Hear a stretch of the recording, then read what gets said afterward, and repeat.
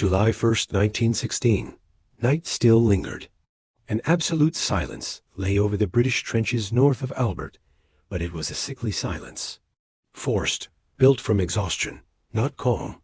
The Newfoundland Regiment, stationed in the support line near St. John's Road, tried to sleep pressed against the cold clay walls, but no one truly could. Not even Private Thomas Hale, 21 years old, who only weeks earlier had never seen a human corpse, and now slept sitting on the empty casing of a German shell. The air was thick with the smell of gunpowder from the British bombardment that had lasted 7 uninterrupted days, the longest in history until then. Officers claimed it had completely destroyed the German defenses, that the infantry would advance at walking pace. Thomas didn't believe it. No man who looked at the moon hanging above the trench could believe it. He heard, far off, a sound that froze any flicker of optimism. German machine guns firing short test bursts, calibrating the instrument that would decide the fate of thousands. Then Lieutenant Colonel Arthur Lovell, a respected figure among the Newfoundlanders, walked past him, speaking quietly, as if confessing a sin. "Boys, try to rest. Dawn will be very heavy." The soldiers knew about the bombardment. They knew the plan. What no one knew, except a handful of high-ranking officers, was that the Germans had survived the shelling. They were not destroyed. They were waiting. Thomas held the photo of his mother, kept inside the metal lid of a cigarette case. It would stay there, close to his heart, during the march that was coming. He closed the case, slipped it into the inner pocket of his tunic, and whispered a short prayer. "Let me return. Just one more time." At 10:40 p.m., the night trembled with an impact that shook the trench planks. The British detonated the colossal Hawthorne Ridge mine, a volcano of earth and stone rising 120 meters into the air, like a mountain being spat from hell. The explosion lit the sky with an almost divine brutality and marked the beginning of the end. A silence followed, but it was the kind of silence that comes before things die. Thomas took a deep breath. It was the last living night for thousands of men who still slept, believing they would march over ruins, not toward intact machine guns. Clock moved toward the dawn of the deadliest day in the history of the British Army. And Thomas, who would survive the next 24 hours, would never forget the weight of what was already written on the horizon. The sky began to lighten. Shortly before 4:30 a.m., a pale, bluish light that didn't illuminate. It merely revealed what had always been there: fear on every face. The Newfoundland Regiment still waited in the support trench, but tension ran through each man like an electric current. Thomas Hale stared upward, watching the sky slowly open, and felt that this was no ordinary dawn. It was a dawn that felt heavy, as if even the sun hesitated to rise that day. At 6:25 a.m., the British initiated what they called the lifting of the barrage. The artillery shifted its aim, moving several meters forward to prepare the advance. It was the signal. Infantry would soon move, but the Germans were not dead, nor disoriented, nor fleeing. They were waiting, protected in deep shelters that had withstood the entire week-long bombardment. Down in the trench, Thomas heard something that should not have existed: the sound of German machine guns being positioned. Metallic staccato, quick, preparatory. It was the kind of sound no British soldier should hear at that moment, because it meant only one thing: the Germans were intact. At 7:20 a.m., runners rushed through the trenches shouting, "Get ready. The attack begins at 7:30. Rangers in Essex are already advancing." But no one imagined what was truly happening ahead, in the sectors of Hawthorne Ridge, Thiepval, and La Boisselle. Hundreds of German machine guns were already positioned with direct lines of fire onto the field, where the British believed they would simply walk across ruins. The look Thomas exchanged with his friend, Private William Reeves, said everything. This attack didn't feel safe. It felt like a sentence. Officers issued instructions: advance in a straight line, spaced apart, no rush, because the bombardment had destroyed the machine gun nests. But the men in the trenches knew no one walks calmly toward a living enemy. When the clock struck 7:28, Thomas felt his stomach drop. A morbid silence took hold. And exactly at 7:30, hell opened. German machine guns erupted in simultaneous fire along the entire line. It sounded like the tearing of the very air. The first waves of British infantry were swallowed in seconds. Far ahead, Thomas saw bodies falling before they even realized the attack had begun. The ranks shattered instantly, as if reality itself were splitting apart. British officers had guaranteed that the bombardment had destroyed the enemy. But Thomas, hearing the piercing roar of the MG-08 South echoing across the valley, knew the truth.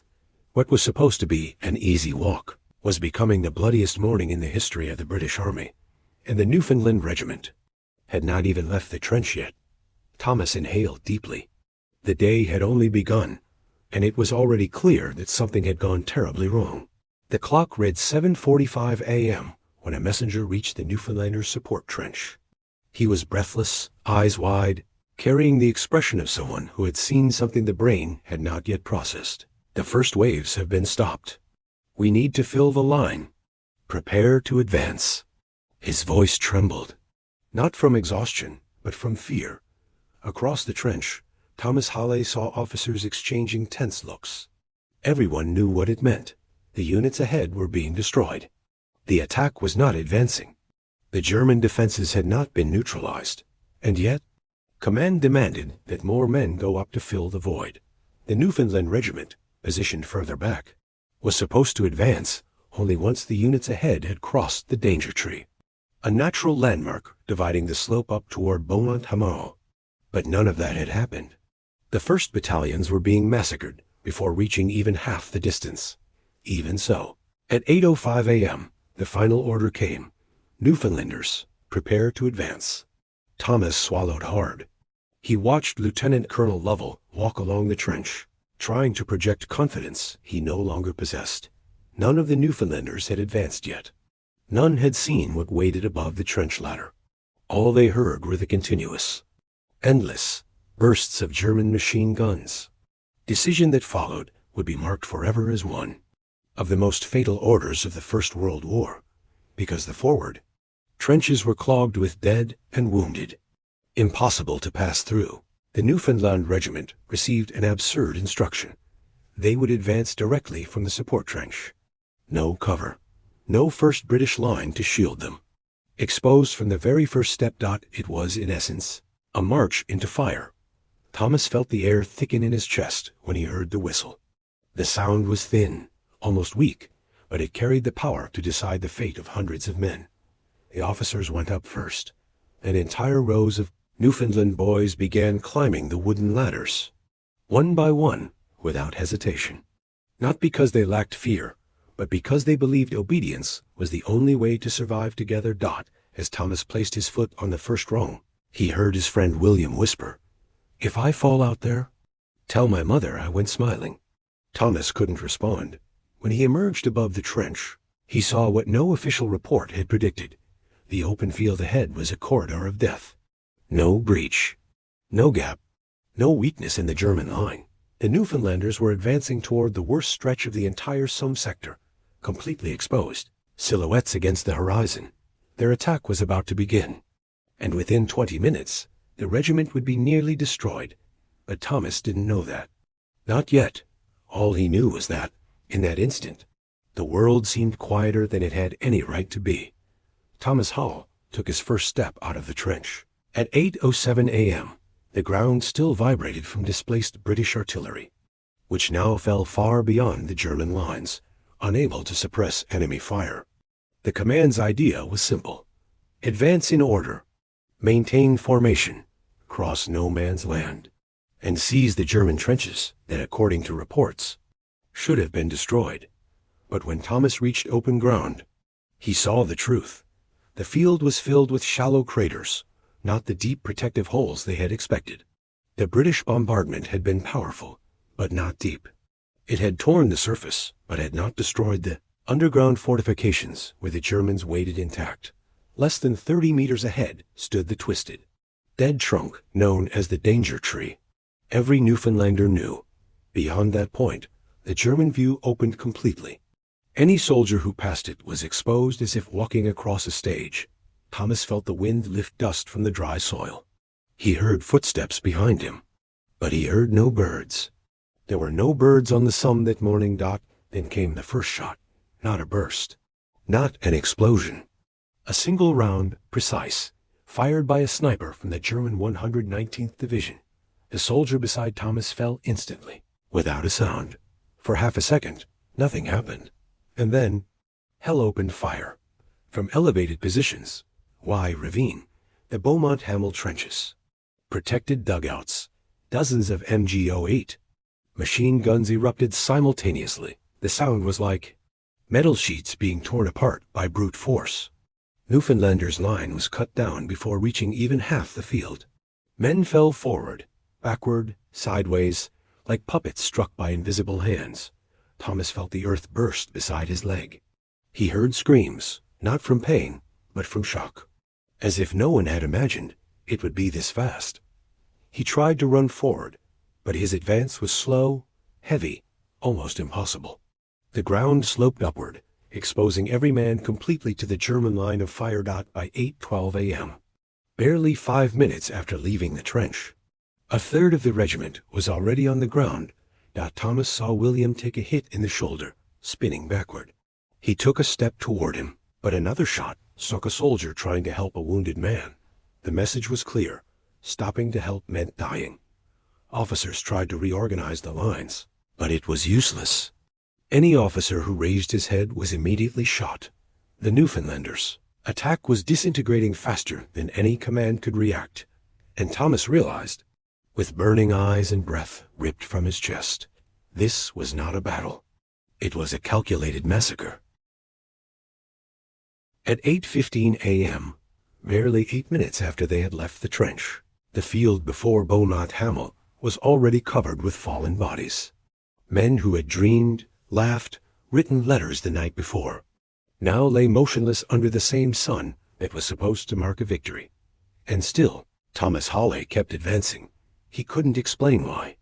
It was as if his legs moved on their own, driven by a primitive instinct that refused to accept that everything was already lost. Around him, the attack had fragmented.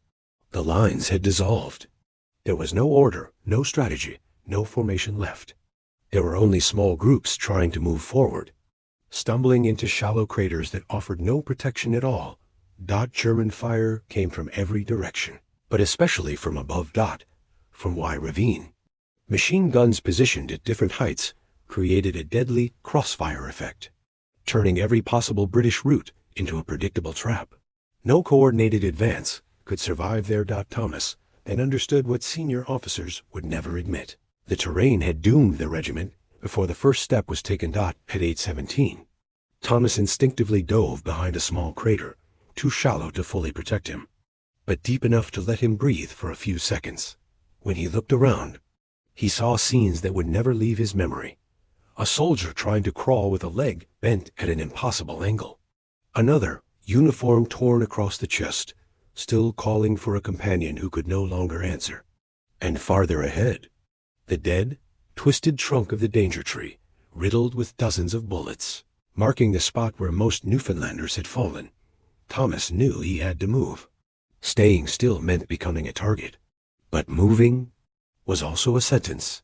Then he saw William, his friend, his brother in arms, lying a few meters ahead, pressing down on his wounded shoulder. Tense but alive. William lifted his head, found Thomas's eyes, and shouted, "Don't come. It's not worth it." But Thomas could not leave him behind. Gathering his courage, he lunged out of the crater, feeling bullets slice through the air around him. He ran hunched over, stumbling across the uneven ground as the German machine gunners adjusted their aim. Each step felt like an eternity. Each meter crossed felt like a challenge to the laws of life. When he finally reached William, Thomas grabbed him by the collar and dragged him into the nearest crater. The gunfire intensified. The Germans noticed every movement. Inside the crater, Thomas held his friend's head as William forced a weak smile, trying to inject humor where none could fit. "I told you not to come," Thomas answered with a trembling voice. "Shut up. You owe me a beer when this is over." A brief silence followed, almost a moment of rest. But it wouldn't last. At 8:20, only 13 minutes after the advance began, the Newfoundland Regiment had ceased to exist as a fighting unit. In 20 minutes, 710 men had advanced, and more than 600 were already dead or wounded. In just 15 minutes. Thomas realized that surviving meant one thing. It was no longer about advancing. It was about not dying. Yet. By 8:25, the attack of the Newfoundland Regiment had been completely destroyed. There were no more lines, no more command, no more regiment. Only scattered groups of isolated men, desperately trying to stay alive in a field that offered as little protection as a sheet of paper. Thomas Hale breathed quickly inside the crater. The air smelled of hot earth, gunpowder, and blood. William trembled, trying to stay conscious. Pressing his wounded shoulder, Thomas lifted his head. Just a few centimeters above the rim of the crater. It was enough for him to grasp the scale of the disaster. The field before Beaumont-Hamel looked like a vast carpet of fallen uniforms. Men he knew by name, by voice, by laughter, now lay still. Others still moved, slowly, calling for help that would not come. And above everything echoed the same continuous, mechanical, merciless sound. The MG-08S did not stop. Not to breathe. Not to reload. Not to allow hope. The Germans wasted no ammunition on random shots. They fired on movement. Every time a soldier raised his head, crawled out of a crater, or tried to retreat, Thomas knew he couldn't stay there forever. Then he heard a scream to his right. A soldier, maybe from his company, maybe not. It didn't matter anymore, was trying to crawl back toward the British trench. He advanced barely 4 meters before being hit. Thomas closed his eyes, swallowing despair. The trench they had left felt as distant as another continent, only 100 meters behind them, yet utterly unreachable. The ground rose in front of them, exposing every British movement, and dropped behind them, making retreat nearly impossible. The topography of Beaumont-Hamel had been carved to favor exactly what was happening. A perfect killing ground. William, struggling to breathe, asked, "You think anyone made it to their lines?" Thomas hesitated before answering, "I don't think so." Not a single man of the Newfoundland Regiment had reached the German trenches. Not one. Those still alive on the field were trapped, buried in shallow craters. Unable to advance, unable to retreat, unable to call for help. At 8:30, Thomas heard something different. Not machine gun fire, not artillery, but silence between shots. He risked looking again. The Germans were reducing their rate of fire. Not out of mercy, but because there were no more targets worth ammunition. The attack was over. The massacre was not. The wind blew, lifting dust and dry blades of grass. The sun was high enough now to heat the metal of helmets on the ground. In that brief moment of pause, Thomas made the decision that would save his life. He leaned closer to William and whispered, "We're going to crawl. Slowly. Don't raise your head. If they shoot, don't stop." William smiled weakly. "I'm not exactly in running condition." Thomas placed his friend's arm over his shoulder, tested the weight, lighter than he expected, which was not good, and began dragging him, centimeter by centimeter. Every 4 meters felt like an eternity. The Germans resumed firing now and then, targeting any shadow that moved, and so dragging a wounded friend. Breathing dust and almost non-existent hope, Thomas made the first motion toward survival. He didn't know how many more meters he could crawl. He didn't know whether the next shot would hit him. He didn't know if any British trench still stood behind him. But he knew one thing: staying meant dying. Moving meant trying. And that morning, trying was all that remained. At 8:40 a.m., the machine gun fire began to slow noticeably. Not because the Germans were retreating, not because they were sparing lives, but because the field had fallen silent. Almost no one was moving anymore. The British attack in that sector, Newfoundlanders, Essex, Inniskillings, and others, had become nothing more than a collection of motionless silhouettes along the crest of the hill. Thomas Hale kept crawling, dragging William with every ounce of strength he had left. If they advanced 1 meter every 2 minutes, it was a miracle. The heat was rising. Sweat mixed with dust and the metallic smell of blood. And then came that sound. The sound that made Thomas freeze instinctively. A German whistle. Not for surrender. Not for ceasefire. But for reorganization. Thomas pressed his body into the earth, feeling his heart hammering in his chest. From the top of the German trenches, voices shouted rapid orders in German. Kaiser's soldiers repositioned themselves, replaced gunners, and adjusted their fields of fire. They weren't satisfied with having won. They wanted certainty. One wrong movement, a single arm lifted above ground level, and Thomas knew exactly what would happen. William, fighting to keep his eyes open, murmured, They're going to finish the job. Thomas answered, only with a barely perceptible nod. He had to keep going. The British trench still looked impossibly far. Maybe 30, 40 meters. But it felt like an entire ocean. The wind shifted, carrying another sound. Low, deep, intermittent groans. Wounded men still alive, calling for help. Some far away, some close. Some British, others likely from different units. It was the kind of sound that twisted the stomach and made the heart want to flee. Thomas recognized one of them. The voice of Private Dawson from C Company. Dawson lay face down a few meters to the north, his leg trapped in a hole. He stretched out his arm toward anything, anyone that might help him. Please. Someone, please. William turned his head toward Thomas, already knowing what he was thinking. We can't, Tommy, we can't. If you go there, you die. Thomas knew it. Logic said to ignore it. To think of himself. To let Dawson slip away quietly. But nothing in war was ever as simple as logic. Thomas shifted slightly, just enough to see Dawson better. With each attempt to crawl, Dawson moved half a meter at most before crying out in pain. The dilemma became unbearable. Saving Dawson meant abandoning William. Saving William meant letting Dawson die alone. That it was a weight no man should ever have to carry. The earth trembled again. Not from artillery, but from sniper fire. The Germans were shooting at any shadow that dared to move. The message was clear. No one would cross that field alive unless they were invisible.